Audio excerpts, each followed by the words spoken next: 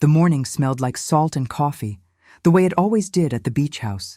I was standing at the kitchen window, watching the waves crash against the shore while my hands wrapped around my favorite mug, the one with the chip on the handle that my late husband Tom had accidentally made 20 years ago. The October sun was gentle, painting everything in that golden light that made me understand why we'd sacrificed so much to buy this place back in '92. I was 63 that morning, though I felt younger by the sea. My joints didn't ache as much here, and the mirror seemed kinder when it reflected the ocean light behind me. The house was quiet except for the dishwasher's hum and the distant cry of seagulls. Perfect peace, I thought, stirring sugar into my second cup. My phone buzzed on the marble counter. A text from my daughter Rachel. "Coming by this afternoon with the kids. Need to talk about something important." My stomach did that little flip it always did when she said we needed to talk. At 38, Rachel had perfected the art of making everything sound urgent, from her divorce 3 years ago to her latest business venture that always seemed to need just a little more investment. I spent the morning preparing, the way mothers do. Fresh sheets in the guest rooms, though they weren't staying overnight. Cookies in the oven, chocolate chip, her favorite since she was 7. The house filled with that warm, sweet smell that always made me think of better times when Tom was alive and Rachel still looked at me like I hung the moon. By 2 o'clock, I heard her BMW crunching up the gravel driveway. Through the window, I watched her help my grandchildren out. Emma, 12, already taller than her mother, and Lucas, 10, dragging his feet the way he did when he'd rather be anywhere else. Rachel looked immaculate as always. Designer sunglasses, perfectly blown-out hair, the kind of casual outfit that cost more than most people's rent. "Mom!" she called out, not waiting for me to answer the door, using her key like she owned the place. The kids hugged me briefly before disappearing to the game room, their voices already arguing over who got the better controller. Rachel kissed my cheek, her perfume overwhelming the ocean breeze that drifted through the open windows. "You look tired," she said, which was her way of saying hello these days. We sat in the living room, the one with the panoramic ocean view that had sold us on this house 31 years ago. I poured her iced tea from the pitcher I'd prepared, adding exactly 2 lemon slices the way she liked. She didn't touch it. "So," she began, crossing her legs and leaning back into the white linen sofa, "I've been thinking about the house." My chest tightened. "What about it?" "Well, you're here all alone now. It's been 4 years since Dad died. This place is huge.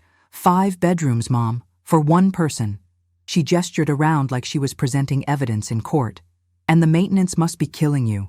The pool, the gardens, the beach access that needs constant upkeep."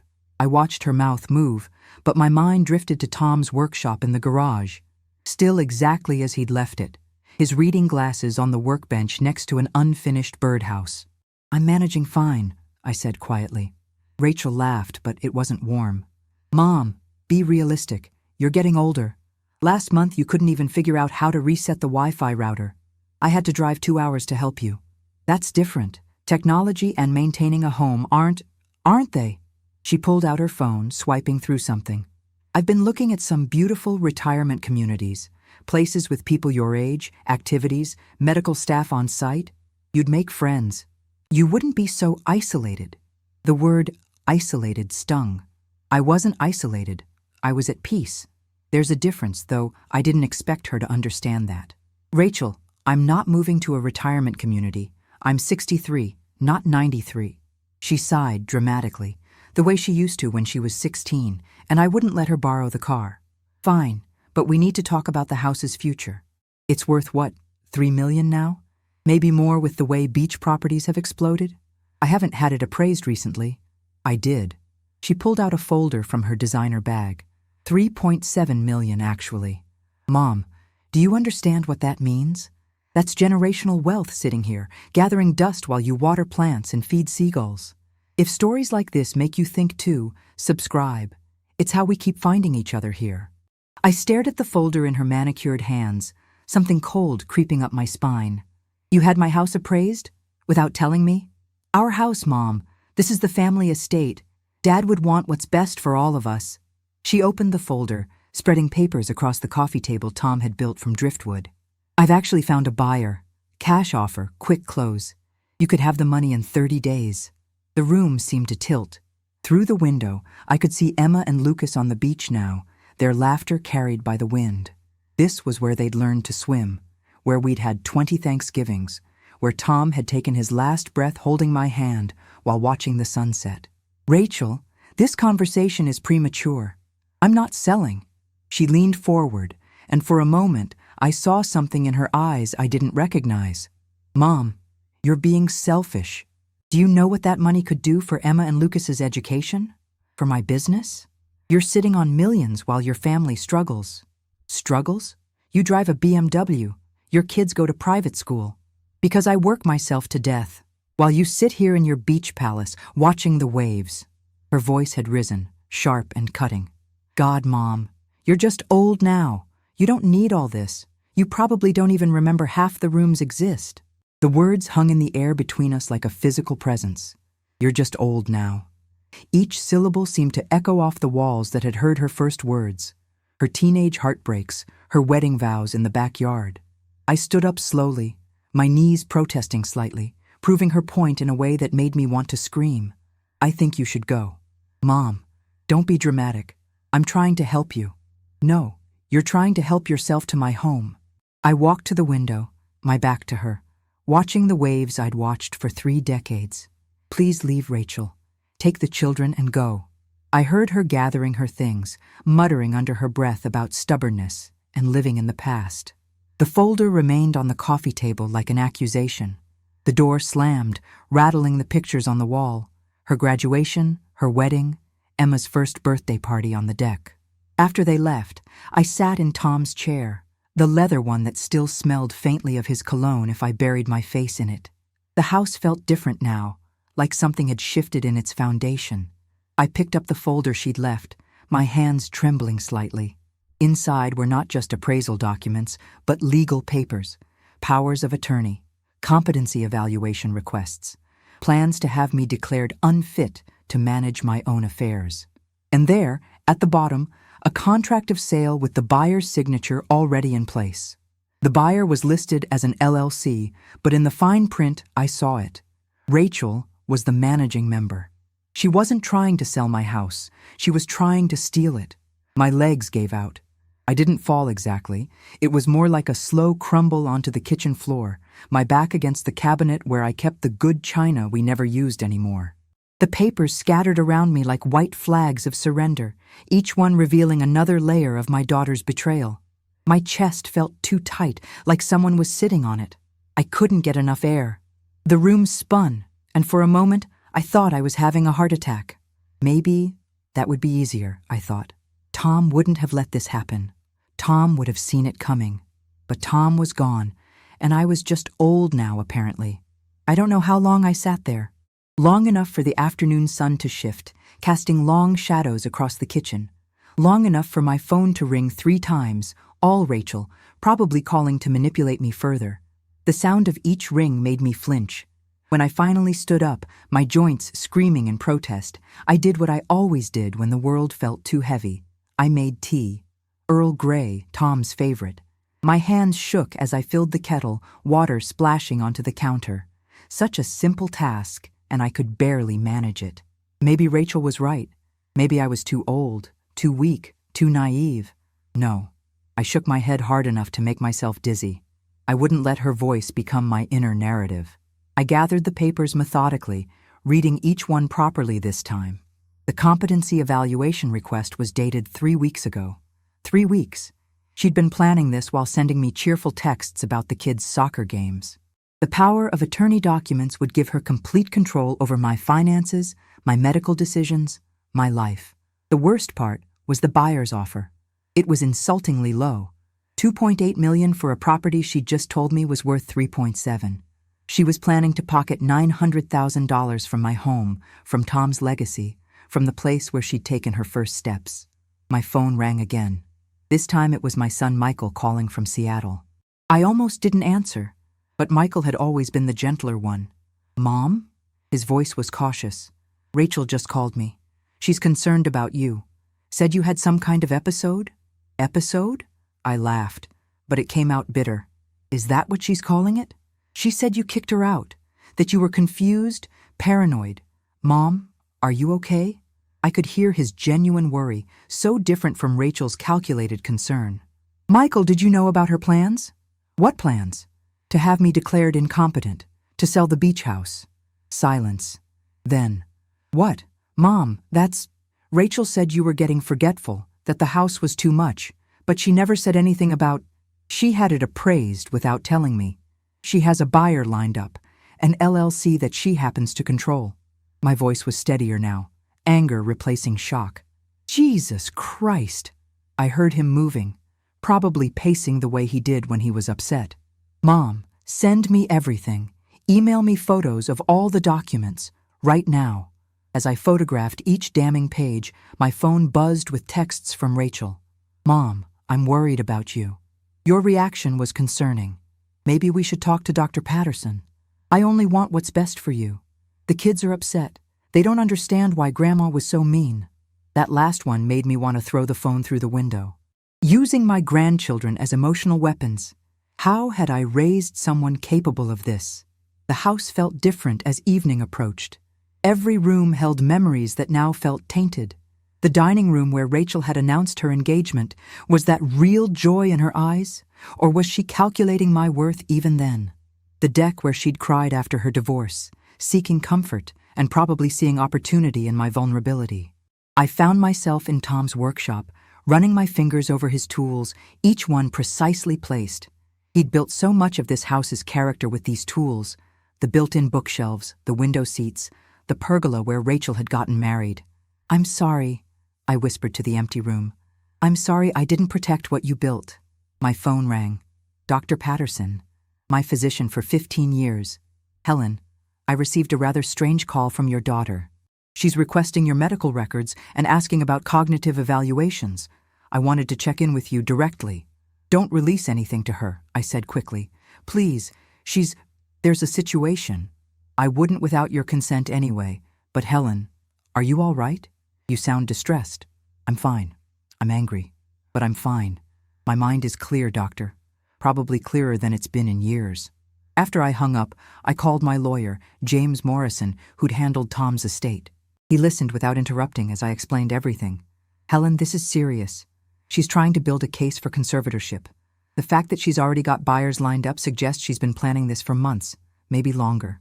Can she do it? Can she actually take my home? Not if we act quickly. Can you come to my office first thing tomorrow? Bring all the documents. That night, I couldn't sleep. I walked through my house, not Rachel's, not some LLC's, touching things Tom had made, pictures of better times. In the hallway, there was a photo from Rachel's college graduation. She was beaming, arms around both Tom and me. When had that bright-eyed girl become someone who could do this? Around 3 a.m., I found myself reading old emails from her, looking for signs I'd missed. There were so many little things in hindsight. Comments about the house being wasted on one person, jokes about her inheritance that weren't really jokes, sudden interest in my doctor's appointments, and financial accounts. The most painful discovery was an email thread between her and someone named Derek, which she'd accidentally included me on months ago. I'd ignored it at the time, thinking it was a mistake. Now I read it fully. The beach house is the key. Mom's sitting on a gold mine and doesn't even realize it. Once we have control, we can leverage it for the Singapore development. She'll be happier in a nice facility anyway. Singapore development. My daughter was planning to use my home, Tom's legacy, as collateral for some international business scheme. I made coffee as the sun rose, watching the ocean turn from black to gray to gold. The waves didn't care about my family drama. They just kept coming, eternal and indifferent. There was something comforting in that. My phone had 37 missed calls from Rachel by morning. The voicemails progressed from concerned to angry to threatening. Mom, this is ridiculous. Call me back. You're being irrational. This is exactly the behavior I was worried about. If you don't respond, I'll have to take more serious action. I'm calling Adult Protective Services if you don't answer by noon. That last one made my decision for me. I couldn't just protect myself anymore. I had to go on the offensive. I spent the next 3 days excavating my life like an archaeologist, looking for signs I'd missed. James Morrison, my lawyer, had given me homework. Document everything. Create a timeline. Gather evidence. We need to show a pattern of manipulation, he'd said. This didn't start yesterday. He was right. It started 18 months ago, right after Rachel's business failed. I found the first clue in my bank statements. Small things initially. Rachel had convinced me to add her to my accounts for emergencies. She'd been monitoring every deposit, every withdrawal. She knew exactly how much I had and where it went.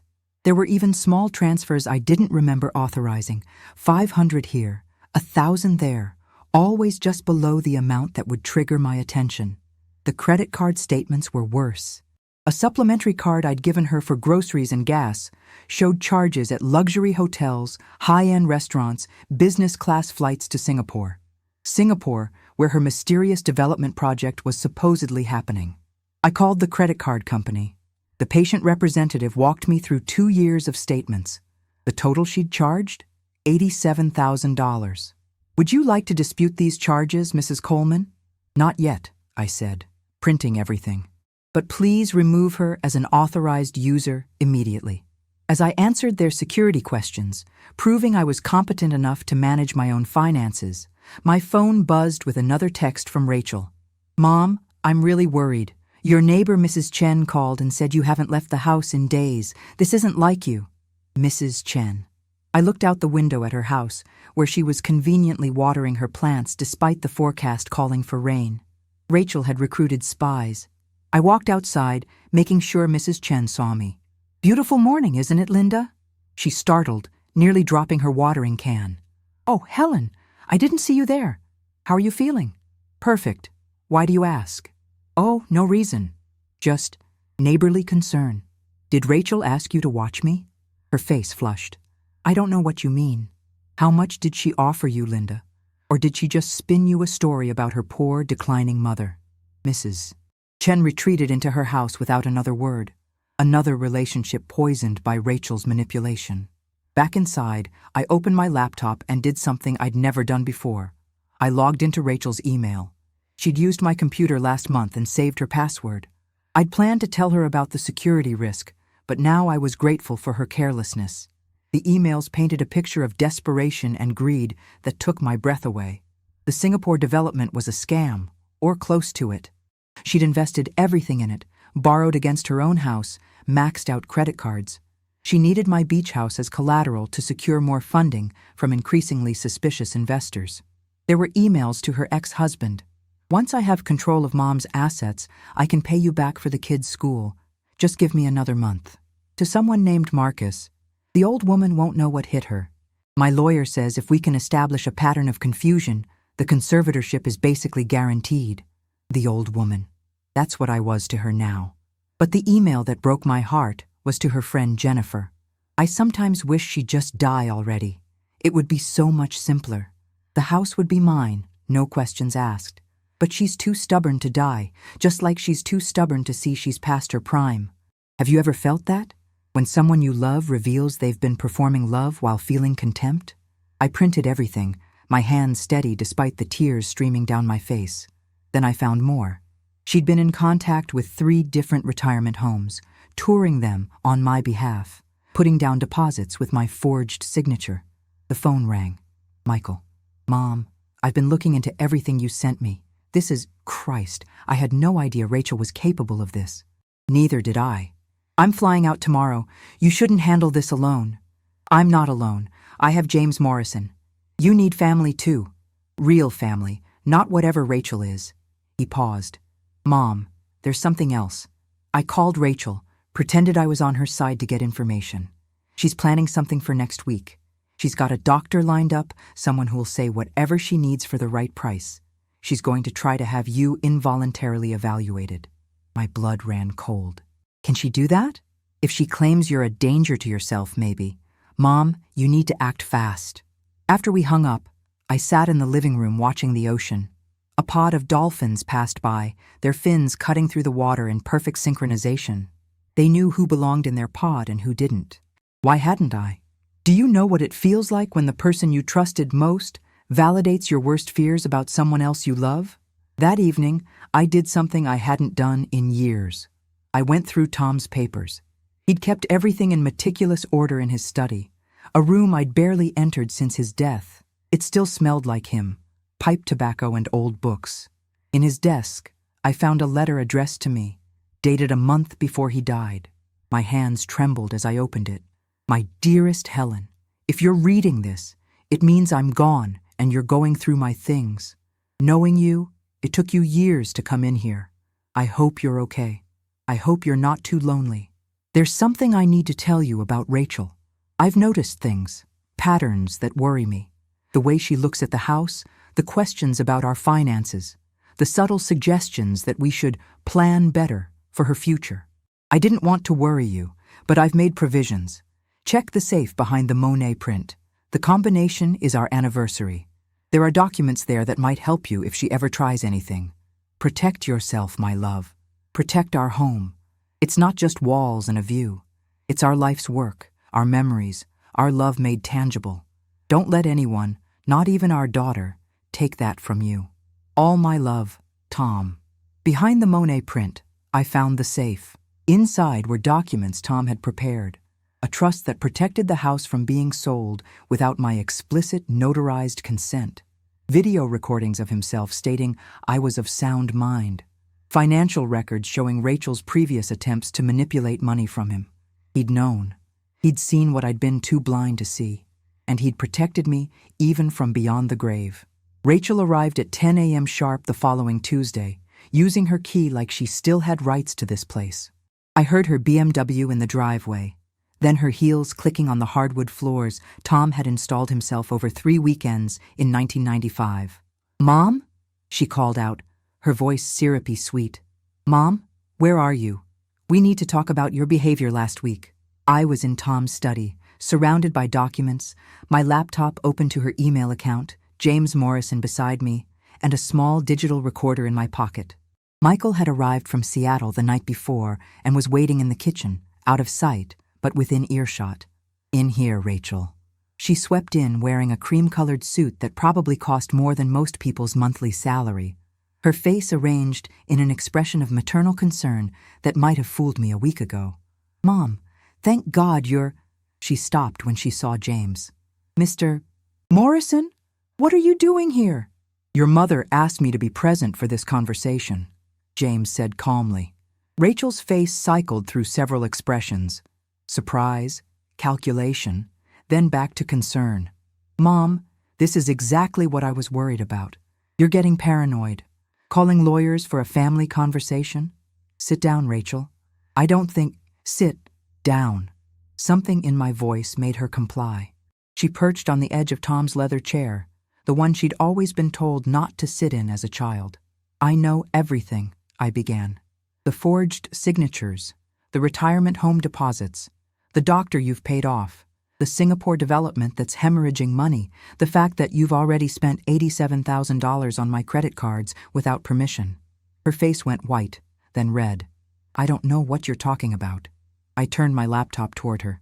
Her email account was still open, the incriminating message on the screen.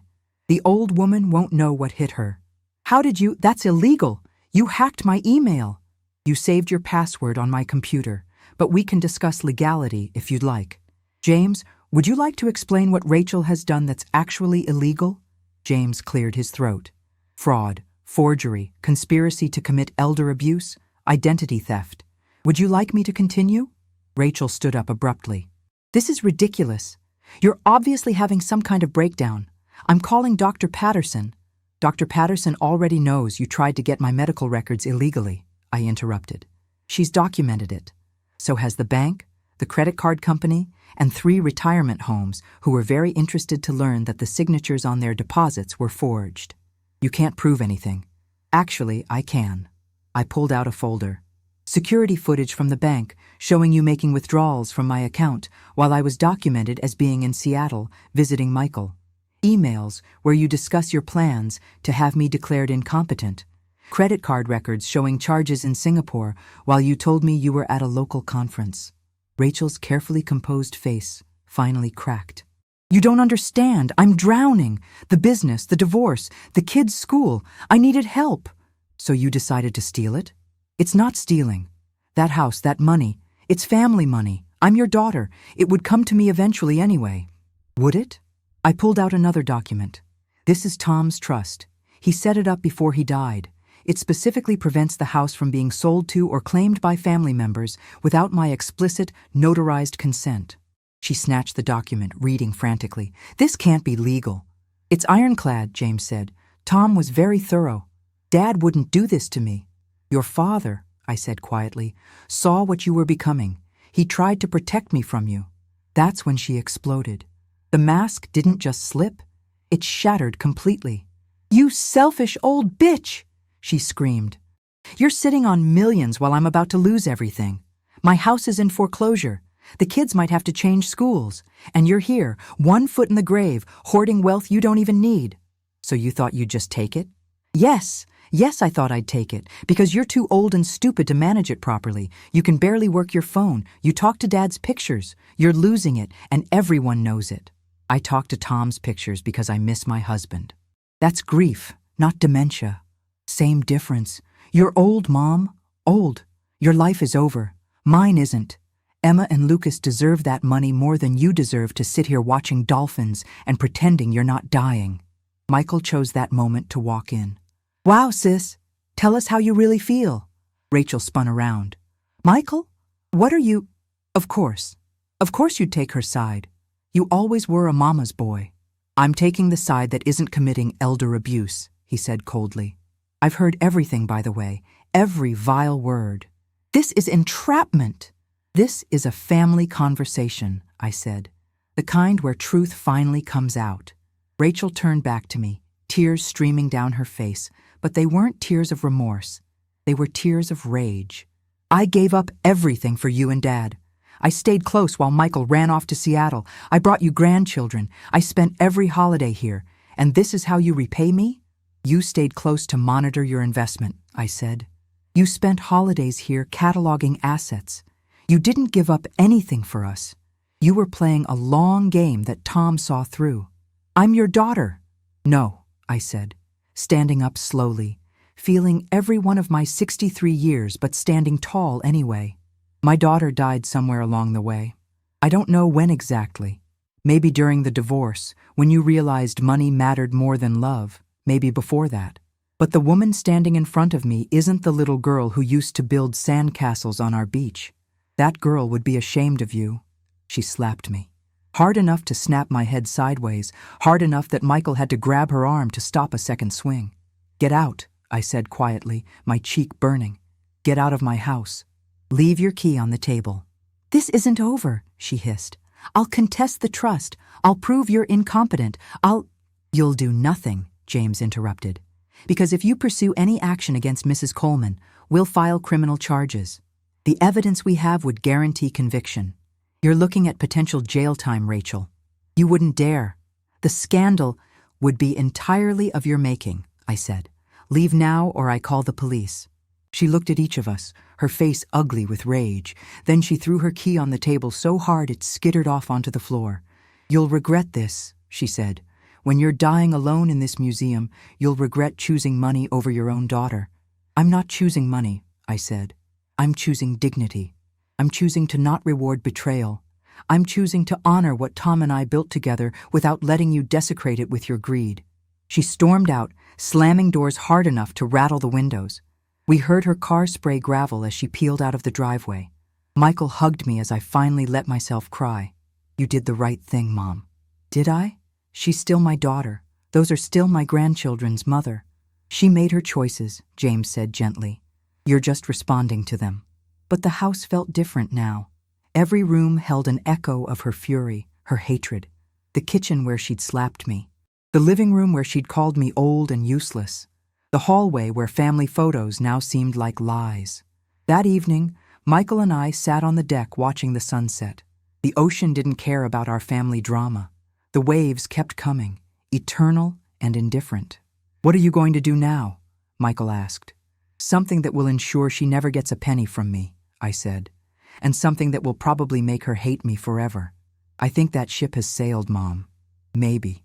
But I'm about to burn the whole harbor. My phone buzzed with a text from an unknown number. When I opened it, it was a photo of Emma and Lucas with a message, "You'll never see them again." Rachel was using my grandchildren as weapons now. The final cruelty in a campaign of cruelties. November dissolved into December like watercolors in rain. I sold the beach house to Michael for $1.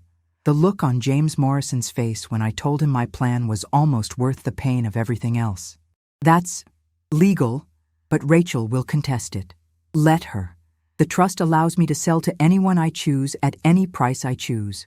Michael will maintain it, love it, and his children will grow up building sandcastles on the same beach where Rachel did." The paperwork was filed quietly. Michael insisted on paying fair market value into a trust for my care, but I made him the beneficiary upon my death. Rachel would get nothing, not even the satisfaction of fighting over scraps. I moved into a smaller cottage 20 minutes inland, close enough to smell the ocean when the wind was right, far enough that Rachel couldn't claim I was clinging to the past. The moving day was harder than I expected. Each box felt like I was packing away pieces of Tom, pieces of who I used to be. Michael and his wife Sarah helped, their 2 young boys running through the empty rooms, their laughter echoing off walls that had heard so much over the years. "Grandma, why are you crying?" little James asked, finding me in Tom's workshop. "Sometimes we cry when things change, even when the change is necessary," I told him. "Like when Mom made me give away my old shoes even though they hurt my feet." "Exactly like that, sweetheart."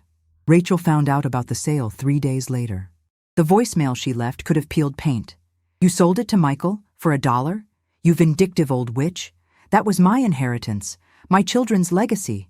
You've destroyed this family. I'll sue you both. I'll prove you were coerced.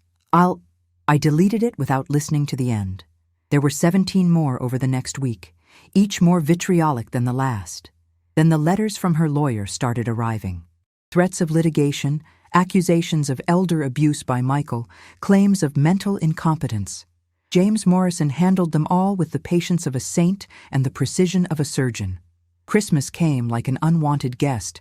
Michael invited me to Seattle, but I wasn't ready to leave California yet. Instead, I spent the day volunteering at a homeless shelter, serving turkey to people who had lost more than houses. It gave me perspective, even if it didn't ease the ache of missing Emma and Lucas. Rachel had made good on her threat. She'd blocked my number from their phones, told their schools I wasn't authorized to pick them up, even sent a cease and desist letter when I tried to mail them Christmas presents.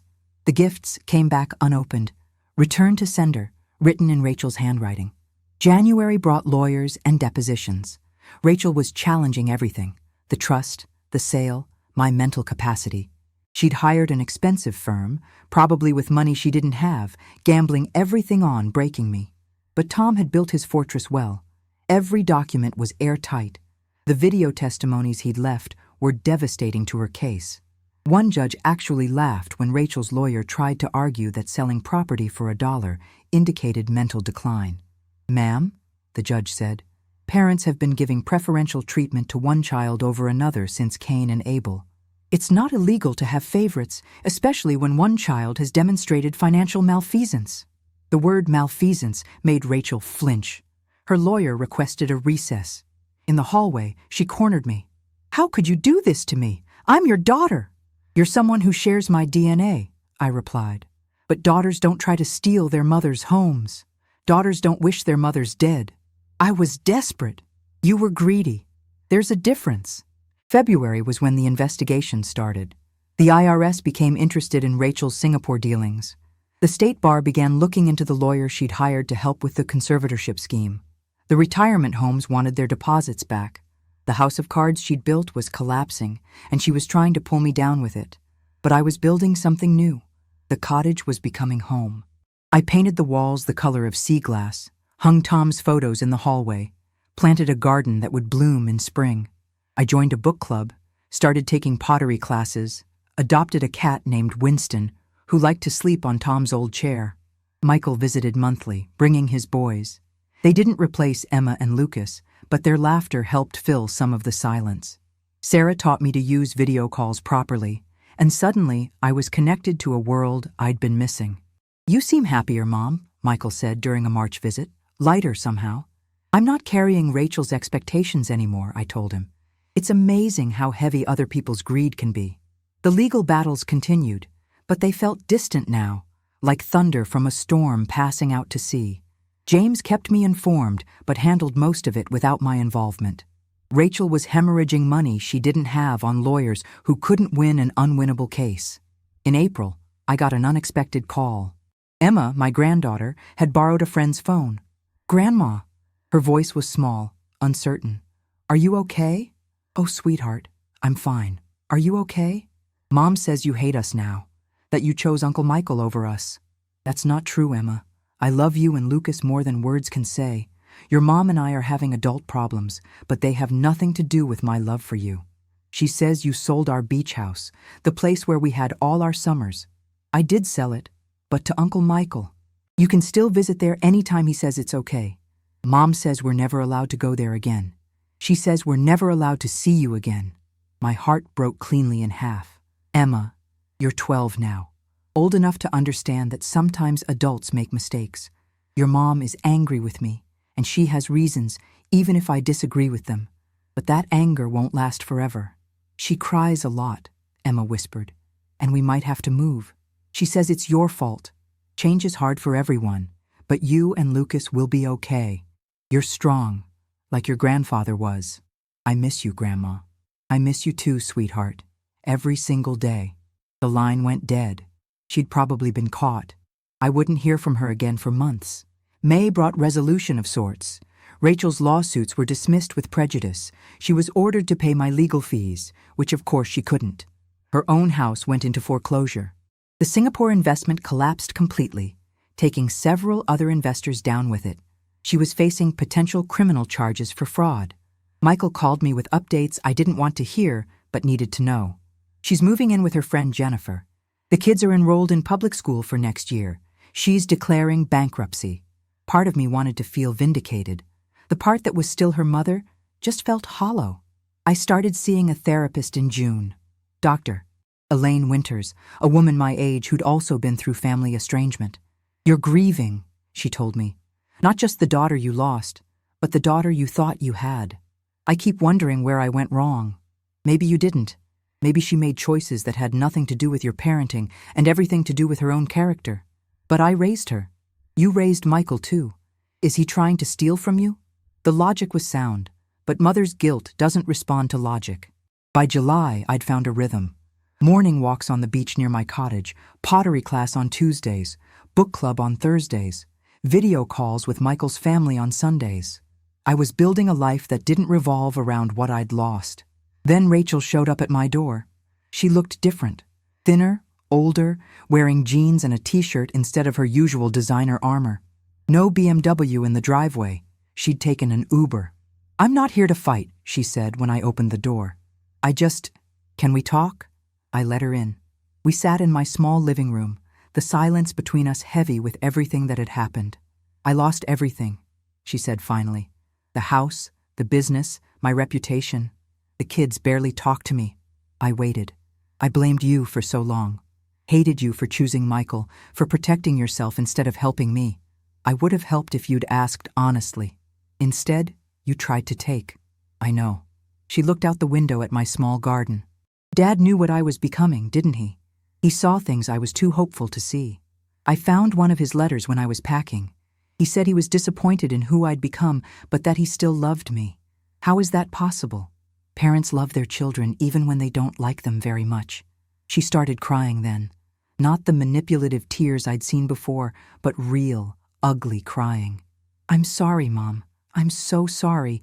I became someone I don't recognize. The divorce, the pressure, the failure, I let it turn me into a monster. Apologies don't erase actions, Rachel. I know. I'm not asking for forgiveness. I'm not asking for money. I just wanted you to know that I know what I did was wrong. All of it." She left after an hour. No requests, no manipulation. Just a broken woman who'd finally seen herself clearly. I didn't know if it was genuine or just another angle. Trust, once shattered, doesn't rebuild easily. October again. The salt air carried the same crisp edge it had that morning a year ago when Rachel called me old and tried to steal my life. But everything else was different now. I stood in my cottage garden, harvesting tomatoes that had grown fat and red in the California sun.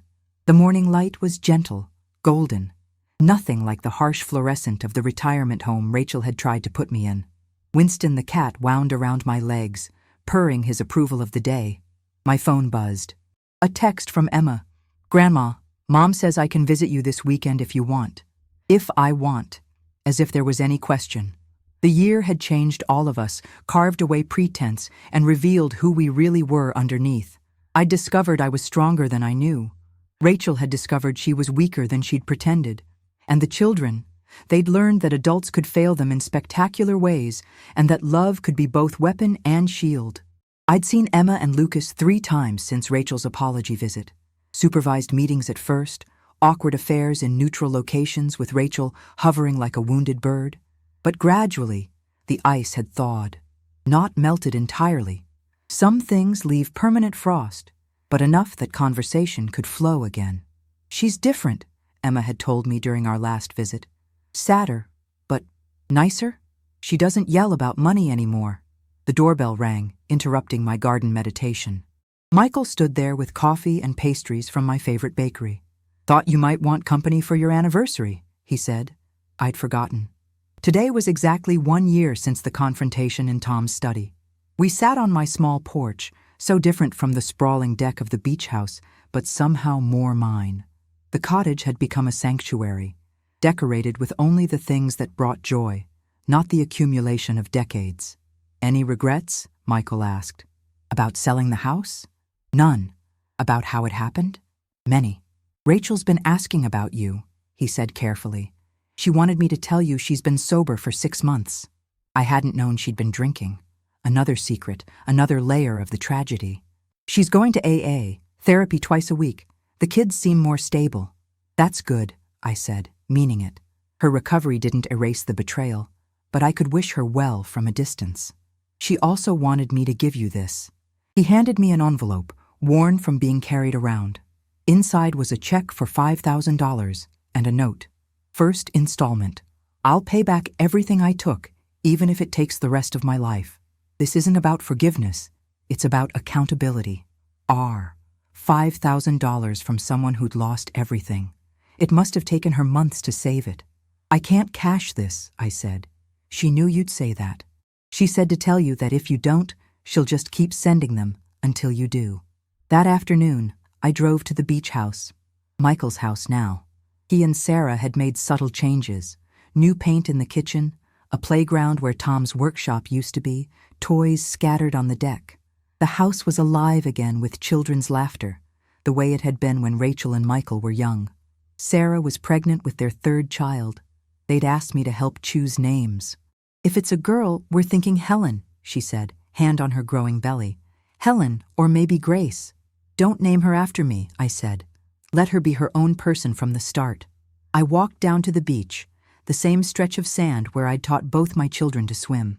The waves were gentle today, lapping at the shore like an old friend greeting. I thought about Tom, about the life we'd built, about how it had all nearly been stolen by someone we'd created together. But it hadn't been stolen. I'd protected it, transformed it, passed it on to someone who would honor it.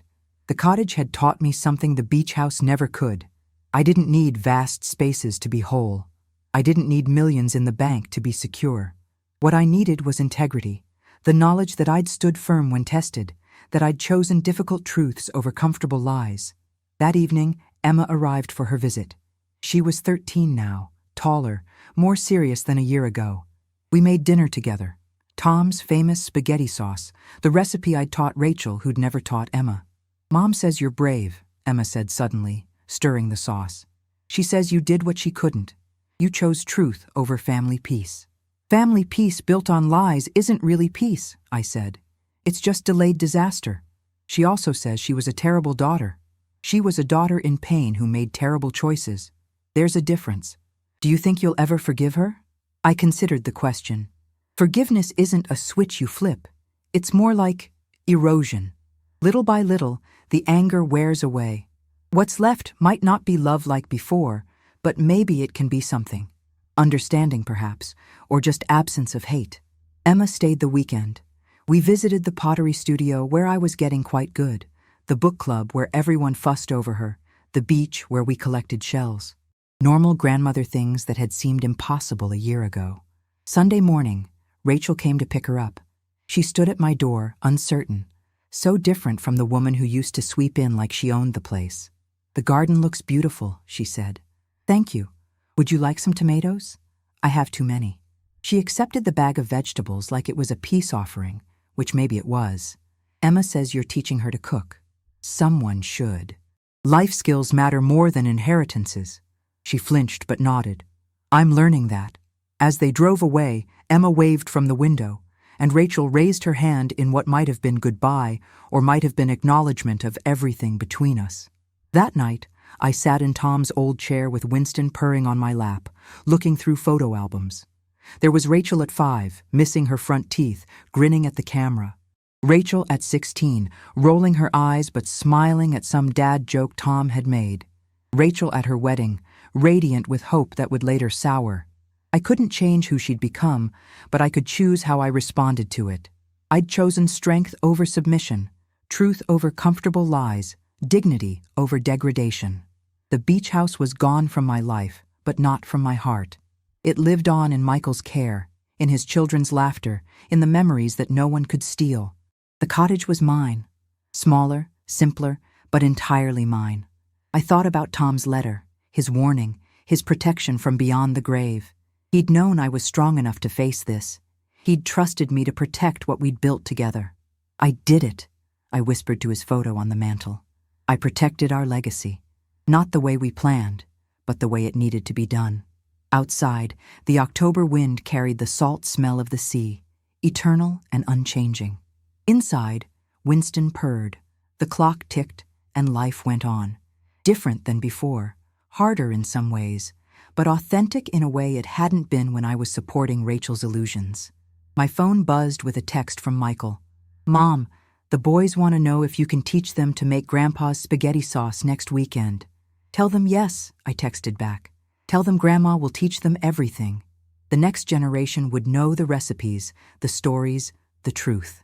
They would inherit not just money or property, but the knowledge that love without boundaries becomes exploitation, that family isn't a license to steal, and that sometimes the bravest thing you can do is say no to someone you once would have given everything. If this story reminded you of someone, or of a part of yourself that got left behind, tell me about it in the comments. Sometimes, sharing is what heals. I closed the photo album and headed to bed, Winston following. Tomorrow I had pottery class, and I was working on a vase that would hold the roses I'd plant in spring. Life at 64 wasn't what I'd planned, but it was real, it was mine, and I'd earned every peaceful moment of it. The beach house was Michael's now. The cottage was mine. Rachel was finding her own way through the wreckage she'd created. Emma and Lucas were learning that families could break and still love, could fail and still continue. And me? I was just old now, according to Rachel. But old had turned out to mean wise, strong, and absolutely unwilling to let anyone, not even my own daughter, steal the life Tom and I had built with love, sacrifice, and 31 years of watching the sun set over the Pacific. The war was over.